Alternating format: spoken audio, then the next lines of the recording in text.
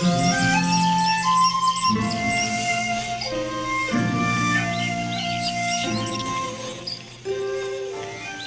The lord. మన ప్రభువును మన రక్షకుడైన యేసుక్రీస్తు వారి ఉన్నతమైన బలమైన నామంలో మీ అందరికీ మా హృదయపూర్వక వందనములు. మీరందరూ కూడా దేవుని యొక్క కృపలో, ఆయన యొక్క కాపుదలలో ఉన్నారని, మరి దేవుని యొక్క మేలులు మీరు అనుదినము అనుభవిస్తున్నారని, మరి మిమ్ముల్ని బట్టి దేవాతి దేవుడిని మేము ఎంతగానో స్తుతిస్తున్నాం. మరి ఈ రోజున కూడా దేవుడు మనల్ని సజీవుల లెక్కలో ఉంచి తన యొక్క వాక్కు ద్వారా మనల్ని బలపరచడానికి ఆయన ఇష్టపడుతున్నాడు. దేవుని వాక్యము మనకు బలాన్ని ఇస్తుంది, దేవుని వాక్యము మనకు ఆదరణ ఇస్తుంది, దేవుని యొక్క మాటలు మనకు ధైర్యాన్ని ఇస్తాయి. మరి అనుదినము దేవుని యొక్క మాటలను మనం వింటూ, మరి ఆయన మన పట్ల జరిగిస్తున్న మేలులను బట్టి మరి ఆయనను మనము అనుదినము ఆరాధిస్తూ దేవుని యొక్క వాక్యాన్ని చదివే వారంగా ఉండాలని మరి దేవుని పేరిట మనవి చేసుకుంటున్నాం. మరి ఈ రోజున కూడా దేవుడు ఒక చక్కని వాగ్దానాన్ని మనకు అనుగ్రహించాడు. ఆ యొక్క వాగ్దానాన్ని మనం ధ్యానించుకుందాం. కీర్తనల గ్రంథము 18వ కీర్తన 48వ వచనాన్ని చదువుకుందాం. ఆయన నా శత్రువుల చేతిలో నుండి నన్ను విడిపించును, నా మీదికి లేచు వారి కంటే ఎత్తుగా నీవు నన్ను హెచ్చించెదువు. బలాత్కారము చేయు మనుష్యుల చేతిలో నుండి నీవు నన్ను విడిపించుదువు. దేవుని నామానికి మహిమ కలుగునుగాక. ఇక్కడ భక్తుడు దేవునికి తనకు వచ్చిన సమస్యను బట్టి మొరపెడుతున్నాడండి. ఏమని మొరపెడుతున్నాడంటే, తనకున్నటువంటి శత్రువుల నుండి, వారి చేతిలో నుండి దేవుడు నన్ను విడిపించాడు, నన్ను ఘనపరిచాడు అని ముందుగానే విశ్వాసముతో పలుకుతున్నటువంటి మాటలుగా ఈ మాటలను మనం చూడవచ్చు. మరి ఆయన పైన ఆధారపడినటువంటి బిడ్డలను, ఆయన భక్తులను ఆయన ఎప్పుడు కూడా విడిచిపెట్టడు. ఎలాంటి కష్టమైన పరిస్థితుల్లో కూడా ఆయన వారిని విడువడు. నిన్ను ఎన్నడూ విడువను, నిన్ను ఏ మాత్రమును ఎడబాయనని దేవుడు ముందుగానే వాగ్దానం చేశాడు.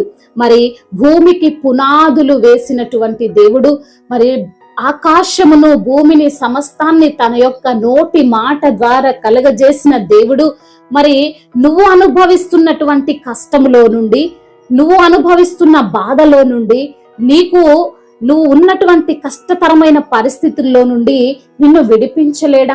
ఇక్కడ దావీదు భక్తుడు నమ్మకంగా ప్రార్థన చేస్తున్నాడండి.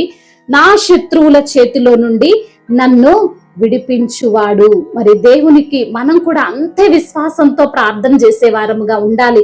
మరి నా మీదికి లేచు వారి కంటే అత్యధికముగా హెచ్చించే దేవుడు అని. మరి తన మీదికి శత్రువులు లేస్తున్నారు. ఎందుకో తెలుసా? తనకేదో తానుగా చేసుకున్నటువంటి శత్రువులు కాదు గాని, తన యొక్క యథార్థతను బట్టి, తన యొక్క మంచితనాన్ని బట్టి తనకు శత్రువులుగా మారిన వారు. మరి సర్వాధికారి అయినటువంటి దేవుణ్ణి స్తుతిస్తున్న వానిగా ఉన్నాడు దావీదు భక్తుడు కదండి. మరి దావీదు అన్ని విషయాల్లో ఇజ్రాయేల్ ప్రజలకు మంచినే చేశాడండి.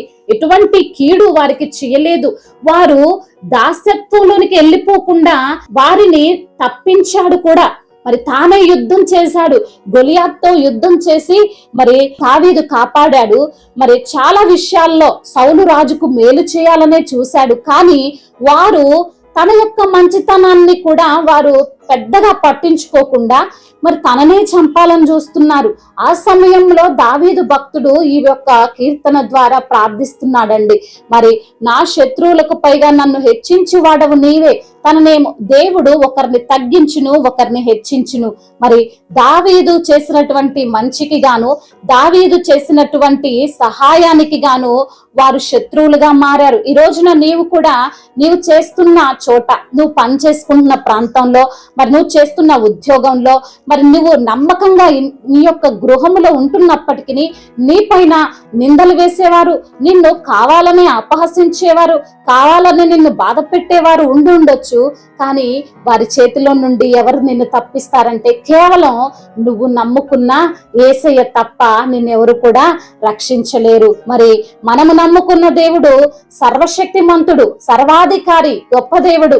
ఆయన నీకొచ్చే ప్రతి కష్టం నుండి, నువ్వు అనుభవిస్తున్న ప్రతి నింద నుండి ఆయన నిన్ను తప్పిస్తానంటున్నాడు. మరి అంతేకాదు గాని నిన్ను హెచ్చించేవాడు ఆయనే. నువ్వు దేవుని యొక్క బలిష్టమైనటువంటి చేతి క్రింద దీన మనస్కుడవై నీవు ఉంటే దేవుడు నిన్ను నీ శత్రువులకు నిన్ను అప్పగించకపోగా నిన్ను హెచ్చిస్తానంటున్నాడు. హల్లెలూయా.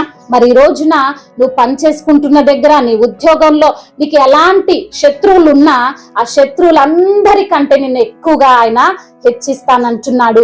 మరి దేవుడు నిన్ను హెచ్చించినప్పుడు ఎవరు కూడా నిన్ను తగ్గించరండి. మనుషులు మనల్ని తగ్గించాలని చూస్తారు, కానీ దేవుడు మనల్ని హెచ్చించేవాడుగా ఉన్నాడు. ఆయన నీకు తోడుగా ఉంటాడు, ఆయన నిన్ను రక్షిస్తాడు, ఆయన నిన్ను కాపాడుతాడు. ఆయన నమ్ముకున్న వారిని ఎప్పుడు కూడా విడిచిపెట్టే దేవుడు కాదండి. శ్రమల్లో విడిచిపెట్టే దేవుడు కాదు. నువ్వు అనుభవిస్తున్న బాధల్లో ఆయన నిన్ను విడిచిపెట్టడు. నువ్వు అనుభవిస్తున్న అనారోగ్య సమస్యలలో దేవుడు నిన్ను విడిచిపెట్టడు. తప్పకుండా ఆయన నిన్ను రక్షిస్తాడు, నిన్ను కాపాడుతాడు. కాబట్టి నువ్వు ఈ మాటలను జ్ఞాపకం ఉంచుకో.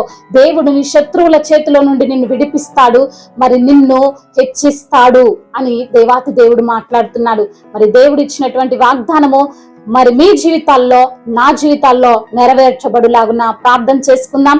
ప్రతి ఒక్కరు కూడా ప్రార్థనలో ఏకీభవించగలరు. ప్రార్థన.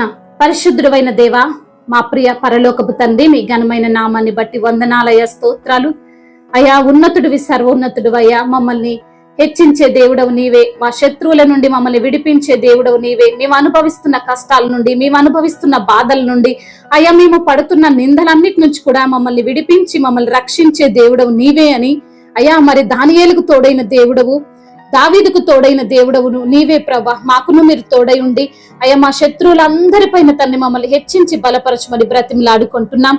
అదే విధంగా నా తండ్రి, ఈ రోజున నా తండ్రి ఎందరైతే బిడ్డలు అనారోగ్య సమస్యతో ఉన్నారో ఆ సమస్యల నుండి బిడ్డలకు విడుదల దయచేయండి. ఆర్థిక సమస్యల నుండి విడిపించండి. రుణ భారాల నుండి విడుదల దయచేయండి. కృంగిపోతున్న ప్రతి బిడ్డను మీరు లేవనెత్తండి. ప్రతి ఒక్కరికి మీరు తోడుగా ఉండండి అయ్యా. రక్షణ లేని బిడ్డలకు రక్షణ దయచేయండి అయ్యా. అవును ప్రభువా. అదే విధంగా నా తండ్రి, ఇంకా ప్రభా మరి వివాహము కాని బిడ్డల నిమిత్తం ప్రార్థిస్తున్న వారి వివాహ విషయంలో సహాయం చేయండి. అదే విధంగా నా ప్రభా ప్రయాణంలో ఉన్న ప్రతి బిడ్డకు తండ్రి అయ్యా మీరే తండ్రి వారికి క్షేమకరంగా వారి యొక్క ప్రయాణము ఉండులాగున సహాయము దయచేయండి ప్రభా. సంతానము లేని బిడ్డల కొరకు ప్రార్థిస్తున్న వారి సంతానాన్ని కలుగజేయండి ప్రభా. గొప్ప కార్యము ప్రతి ఒక్కరి జీవితంలో జరిగించమని అయ్యా, ప్రతి ఒక్కరికి మీరు తోడుగా ఉండి మీరే వారిని ధైర్యపరిచి బలపరిచి ఆదరించి ముందుకు నడిపించమని బ్రతిమిలాడుకుంటూ తండ్రి ఇంతవరకు చేసిన ప్రార్థన అంతటిని మీ పాద సన్నిధిన చేర్చుకోమని మనాథుడు సర్వశక్తిమంతుడు సజీవుడైన యేసుక్రీస్తు వారి బలమైన ఉన్నతమైన నామంలో ప్రార్థనను అడిగి వేడుకొని పొందుకొని ఉన్నాము మా ప్రియ పరలోకపు తండ్రి. ఆమేన్. May God bless you. దేవుడు మిమ్మల్ని బహుగా దీవించునుగాక.